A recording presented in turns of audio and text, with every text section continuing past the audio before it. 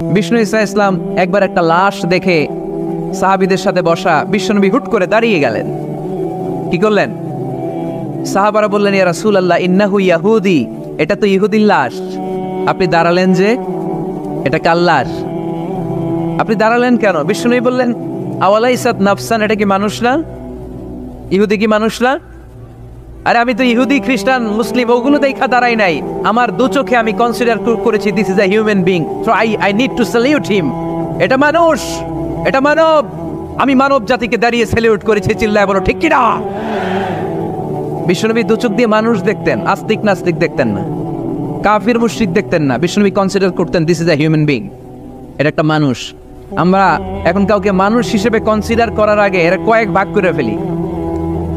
পাগড়ি দেখলেই বলি এটা কোন পীরের মুরিদ, আছে না নাই?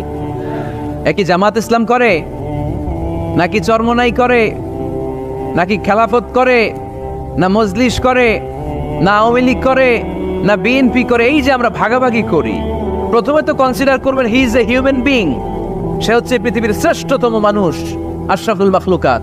কিন্তু এগুলো করার আগে আমরা খালি ভাগাভাগি। আমরা মানুষকে মানুষ হিসেবে কনসিডার করতে চাই না, ঠিক কিনা? ইসলাম আমাদেরকে শিখিয়েছে মানুষকে মানুষ হিসেবে কনসিডার করো। বিশ্বনবী ইহুদির লাশ দেখে দাঁড়ায়, আর আমরা মুসলমানরা কিলাকিলি করি। কথা বলেন। আমরা যখন বন্যা দুর্গত এলাকায় ত্রাণ নিয়ে যাই না?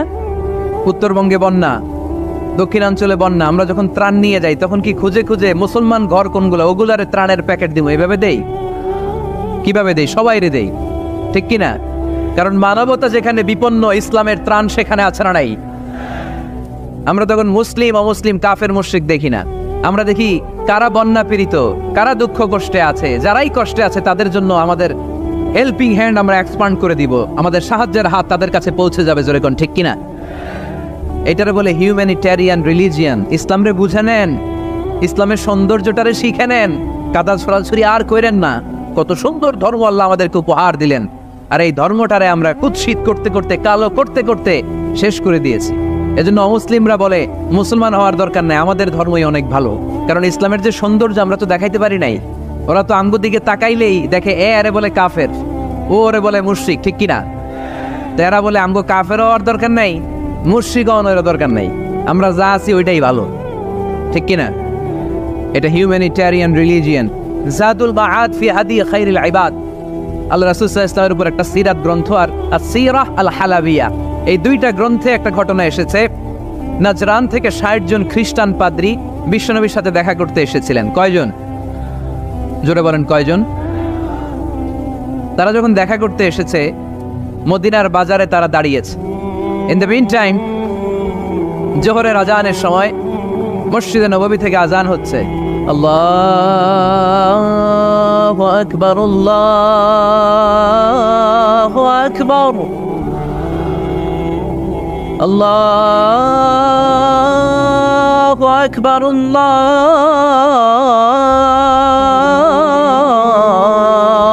আকবার। সুমধুর আজানের ধ্বনি শুনে তারা থমকে দাঁড়িয়েছে। বাজারে দেখতে লাগলো আজান হওয়ার সাথে সাথে ব্যবসায়ীরা দৌড় মসজিদে। বলতে না বলতে 60 জন খ্রিস্টান পাদ্রী এসে হাজির। কি করবেন বিশ্বনবী? উপায় অন্তর না দেখে 60 জন খ্রিস্টানের জন্য বিশ্বনবী নিজ হাতে মসজিদে নববীর তালা খুলে দিয়ে মসজিদে ঢুকার ব্যবস্থা করে দিয়েছে। বিশ্বনবী খ্রিস্টান খোঁজে নাই, ইহুদি খোঁজে নাই, ওটা নাস্তিকের বাচ্চা কিনা ওইটা খোঁজে নাই। বিশ্বনবী দুই চোখ দিয়ে দেখেছে এরা মানুষ। চিল্লায় বলো ঠিক কিনা? এরা মানুষ। আমরা মানুষকে মানুষ হিসেবে কনসিডার করি না, খালি ভাগাভাগি। তুই আওয়ামী লীগ, তুই বিএনপি, তুই ভারতপন্থী আর তুই পাকিস্তানপন্থী, আমরা বাংলাদেশপন্থী। মাঝখানে আমরা জনগণ কি পন্থী? আসুন আমরা বাংলাদেশপন্থী হওয়ার চেষ্টা করি। সম্মানিত ভাইয়েরা, ইসলাম হচ্ছে মানবতার ধর্ম। এজন্য ইসলামের দ্বিতীয় বৈশিষ্ট্যের নাম আল ইনসানিয়া। কি নাম? ইসলামের 3 নম্বর বৈশিষ্ট্যের নাম হচ্ছে আশ-শুমুল। কি নাম? এবার সাউন্ড কমে আসছে, ঘুমে ধরছে, মশা কামড়ায়, বলেন আশ-শুমুল। আশ-শুমুল মানে হচ্ছে শামিল করা আর কি, অল এনকম্পাসিং সোশ্যাল সিস্টেম। ইসলাম সবকিছুকে শামিল করে। আপনি এমন কোনো প্রশ্ন করতে পারবেন না যে হুজুর এটা ইসলামে আছে যে আমাকে বলতে হবে না, আমি অবশ্যই বলবো ইয়েস। আপনি কাঁথা সেলাই থেকে শুরু করে বঙ্গভবন কিভাবে চালাতে হয় ওইটাও কোরআনে আছে না নাই? রান্নাঘরে কিভাবে মাছ উল্টাতে হয় ওইটা থেকে শুরু করে মহাকাশে কিভাবে বঙ্গবন্ধু স্যাটেলাইট পাঠাতে হয় এটাও আমার কোরআনে আছে না নাই? মা ফাররাতনা ফিল কিতাবি মিন শাই, আমি তো এই কিতাবের ভেতরে কোনো কিছু বাকি রেখে দেই নাই। এখানে আছে অ্যাস্ট্রোলজির কথা, অ্যাস্ট্রোনমির কথা, এমব্রয়োলজির কথা, জুওলজির কথা, বোটানির কথা, সাইকোলজির কথা, মানব প্রয়োজনীয় যা দরকার তার সবটুকু এই কোরআনে দিয়ে দিয়েছে কে? এই কোরআনে শুরু হয়েছে বিসমিল্লাহির রহমানির রহিম দিয়ে, মানে বা দিয়ে, কি দিয়ে? আর এই কোরআনটা শেষ হয়েছে যে সূরা দিয়ে, ওইটার নাম সূরাতুন নাস। ওই সূরার শেষ আয়াতটা এরকম, মিনাল জিন্নাতি ওয়ান নাস। তার মানে কোরআনের একেবারে শেষ হচ্ছে সিন। বার সিন মিলালে কি হয়? এবার বাসে চড়ে ঢাকা যাব, এই বাস না, এই বাস মানে যথেষ্ট, এই বাস মানে কি এনাফ। দেখবেন খাওয়ার সময় অনেকে আমাদের পাতে তুলে দেয় অনেক কিছু। জামাই বাবাজি খেতে বসছে, শালারা দিতেছে মুরগির রান, খাসির রোস্ট। জামাইকে আর পারি না, বাস বাস বাস, শালা বাবুরা বাস আর দিস না, বলি না? তার মানে জামাইয়ের জন্য এটা বাস, প্লেটে যা আছে যথেষ্ট। আল্লাহ বুঝাতে চাইলেন এই 30 পাড়ায় যা দিয়েছি বাস যথেষ্ট, নতুন করে সমাধানের জন্য অন্য কোথাও চোখ বোলানো লাগবে না। চিল্লা এখন ঠিক কিনা? সমাধান দিয়েছে আল্লাহ এই কোরআনে, সমাধান আর শামিল, অল এনকম্পাসিং সোশ্যাল সিস্টেম সব দিয়েছে, কিছু বাকি রাখে নাই। সায়েন্স থেকে শুরু করে, সমাজ বিজ্ঞান থেকে শুরু করে, গার্হস্থ্য অর্থনীতি থেকে শুরু করে, সাহিত্য থেকে শুরু করে, হিস্ট্রি থেকে শুরু করে, প্রাগৈতিহাসিক বর্ণনা থেকে শুরু করে আমাদের যার যা দরকার তা আল্লাহর কোরআনে আছে না নাই? এজন্য সমাধান খোঁজার জন্য আমরা চোখ রাখবো কোথায়? সমাধান চাও যদি জীবনে মরণে ফিরে যাও, খুঁজে নাও চোখ রাখো কোরআনে। ঠিক কিনা? চোখ রাখবেন কোথায়? নাকি এনটিভির পর্দায়, এটিএন বাংলার পর্দায়, জি বাংলার পর্দায়? সমাধান পেতে চাইলে চোখ রাখবো। সমাধান চাও যদি জীবনে মরণে ফিরে যাও, খুঁজে নাও চোখ রাখো কোরআনে। ঠিক কিনা? তাহলে শামিল সব কিছু আছে এ ধর্মে, ভাগাভাগি করা যাবে না। মসজিদ আল্লাহরে দিলাম, বাকিটা আমি নিয়ে নিলাম, করা যাবে? খণ্ডিত করে মানা যাবে না। কেউ আমরা সুফিপন্থী যারা, এরা আধ্যাত্মিকতাকে নিয়েছে, বাকি অনেক কিছুতে অবহেলা। আন্দোলনপন্থী যারা, এরা স্লোগান নিয়েছে, আধ্যাত্মিকতায় অবহেলা। অনেকে গবেষণা নিয়েছে, বাকি দিকগুলাতে অবহেলা। আমরা কোনোটার অবহেলা করতে চাই না। ইসলাম হচ্ছে অল এনকম্পাসিং সোশ্যাল সিস্টেম, মানলে পুরোটাই মানতে হবে। রাজি আছেন তো? ইসলামের 4 নাম্বার বৈশিষ্ট্যের নাম হচ্ছে আল উমুম। 4 নাম্বার বৈশিষ্ট্যের নাম কি?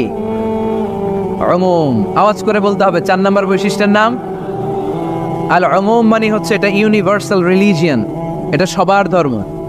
এটা কার ধর্ম? নাকি শুধু আমাদের? এটা হিন্দুদেরও ধর্ম, বৌদ্ধদেরও, খ্রিস্টানদেরও, আস্তিকদেরও, নাস্তিকদেরও। হিন্দুরা মানে না তো আমরা কি করব? ইসলাম কি শুধু আমার বাপ দাদার সম্পত্তি? যে কেউ ইসলামে ঢুকতে চাইলে আমাদের দরজা তার জন্য খোলা আছে না নাই? হিন্দু যদি বলে কালিমা পড়বো, দরজা খোলা না? খ্রিস্টান যদি বলে মুসলমান হব, দরজা খোলা না? আস্তিক যদি বলে, নাস্তিক যদি বলে আস্তিক হতে চাই, তার জন্য সুযোগ আছে না নাই? কিন্তু আপনি চাইলে ইহুদি হতে পারবেন না, জানেন? চাইলে ইহুদি হওয়া যায় না। ইহুদি হতে হয় বাই বর্ন, জন্মসূত্রে ইহুদি হতে হয়। তাও আপনার মা হতে হবে ইহুদি, আপনার বাবা ইহুদি কিন্তু মা অন্য ধর্মের, তাইলে আপনি দুনিয়াতে আসলে আপনি ইহুদি হবেন? কত বড় ডাকাইত, খেয়াল করছেন? কেউ চাইলে ওদের ধর্মে ঢোকারও সুযোগ নাই। কিন্তু ইসলামে কি এগুলো আছে? কথা বলেন। আল্লাহ নিজের পরিচয় যখন দিয়েছেন, আল্লাহ কি বলছে? আমি মুসলমানদের রব, আমি মুত্তাকিদের রব, টুপিওয়ালাদের রব, দাড়িওয়ালাদের রব। তিনি বলেছেন রব্বুল আলামিন। কি বলেছেন? রব্বুল আলামিন, আমাদের রব্বুল আলামিন। পড়েন, রব্বুল আলামিন, আমাদের রব্বুল আলামিন। কে দিয়েছে আকাশ নদী অবাক প্রকৃতি, কে দিয়েছে ঘুমন্ত রাত মিষ্টি প্রভাতী, কে গড়েছেন আকাশ মাটি অবাক প্রকৃতি, কে দিয়েছে ঘুমন্ত রাত মিষ্টি প্রভাতী, বিশ্ব নিখিলকার ইশারার ক্ষমতার অধীন, বিশ্ব নিখিলকার ইশারার ক্ষমতার অধীন, রব্বুল আলামিন আমাদের রব্বুল আলামিন। পড়েন, রব্বুল আলামিন আমাদের রব্বুল আলামিন। সুবহানাল্লাহ পড়েন। তার মানে আল্লাহর পরিচয় হচ্ছে তিনি রব্বুল আলামিন। সুবহানাল্লাহ পড়েন। আবার বিশ্বনবীর পরিচয় যখন আল্লাহ কোরআনে দিলেন, আল্লাহ বললেন ওয়ামা আরসালনাকা ইল্লা রাহমাতাল লিল আলামিন। সুবহানাল্লাহ পড়েন। I have sent you as a mercy for the entire universe. নবী গো, আমি আপনাকে গোটা বিশ্বের জন্য রহমত করে প্রেরণ করেছি। সুবহানাল্লাহ। আল্লাহ কি বলেছেন? রহমাতাল লিল মুত্তাকিন, শুধু মুত্তাকিদের জন্য তিনি রহমত। আল্লাহ কি বলেছেন? বিশ্বনবী শুধু মুসলমানদের জন্য রহমত। আল্লাহ কি বলেছেন? রাহমাতাল লিল আলামিন। তাহলে এটা উমুম, এটা সবার ধর্ম, এখানে সবার অধিকার আছে। চিল্লায় বলতে হবে, ঠিক কিনা? ইসলামের কয়টা বললাম? 4টা। 5 নাম্বার বৈশিষ্ট্যের নাম হচ্ছে আত-তাইসির। আত-তাইসির, আওয়াজ করে বলেন 5 নাম্বার বৈশিষ্ট্যের নাম। আপনাদের কষ্ট হচ্ছে? আর অল্প কয়েক মিনিট কষ্ট করা যাবে? আর 5 মিনিটে বাকি 5টা বলে দেই। হ্যাঁ,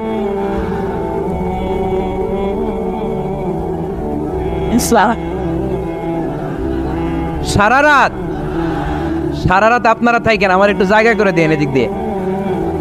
আমি এমপি সাহেবরে নিয়ে এদিক দিয়ে চলে যাব। তাহলে 5 নাম্বার বৈশিষ্ট্যের নাম হচ্ছে আত-তাইসির। চিল্লায় বলেন কি নাম? তাইসির মানে সহজ। তাইসির মানে ইসলাম কঠিন না সহজ? জোরে বলেন। ইউরিদুল্লাহু বিকুমুল ইউসরা ওয়ালা ইউরিদু বিকুমুল উসর। আল্লাহ তোমাদের জন্য সহজ চায়, কঠিন চায় না। ওমা জাআলা আলাইকুম ফিদ-দীনি মিন হারাজ। আমাদের দ্বীনে, ইসলাম ধর্মে কোনো কাঠিন্যতা নাই ভাই।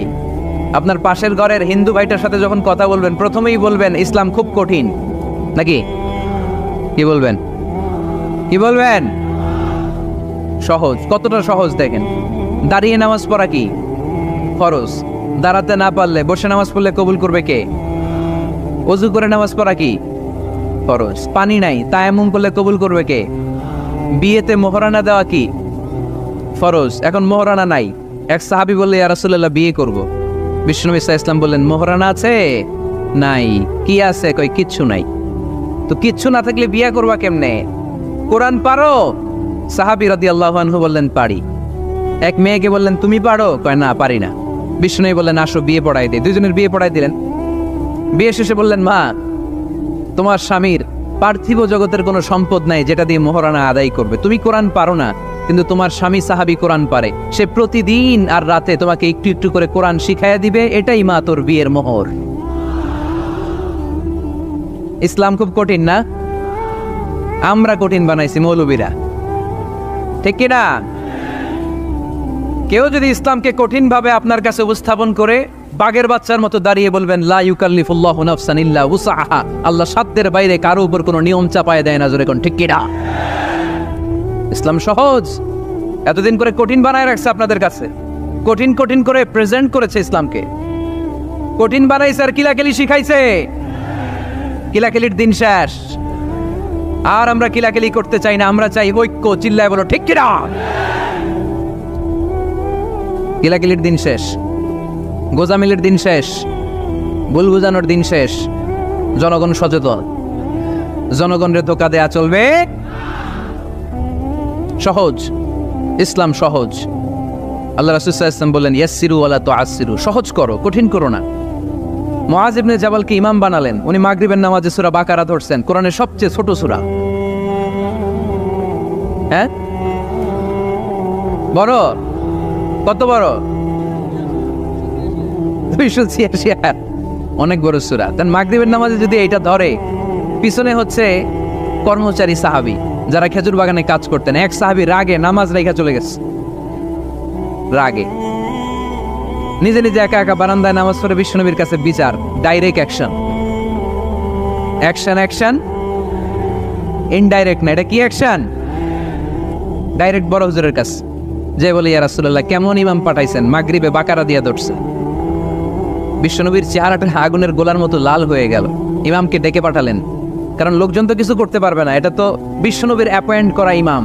যিনি অ্যাপয়েন্ট করেছেন তার কথা যারা এখানে সভাপতি আজকে বললো আপনি ইমাম, কালকে বললো আপনি নাই, এরকম ইমাম নাকি? বিশ্বনবী অ্যাপয়েন্ট করেছেন, বিশ্বনবী ডেকে পাঠালেন। তার সাথে কথা বলতে যে বিশ্বনবীর চেহারাটা আগুনের গোলার মতো লাল হয়ে গেল। রেগে মেগে বিশ্বনবী বললেন, আফাত্তানুন আনতা ইয়া মুআয, মুআয তোমার কি ফিতনা বাজানোর জন্য এখানে ইমাম বানায় পাঠাইছিলাম?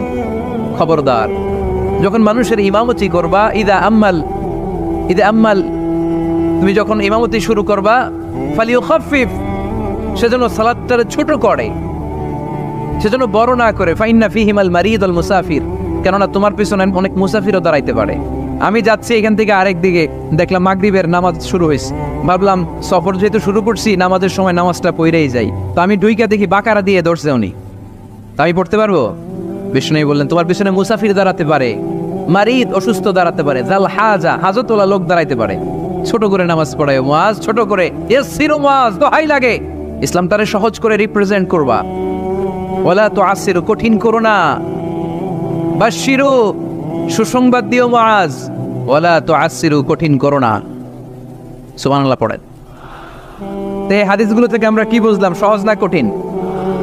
আর কোনোদিন কেউ কঠিন বললে শুনবেন? আওয়াজ করে বলবেন ইসলাম সহজ, চিল্লায় বলেন ঠিক কিনা। 6 নাম্বার, ইসলামটা হচ্ছে দ্বীনুল ফিতরা।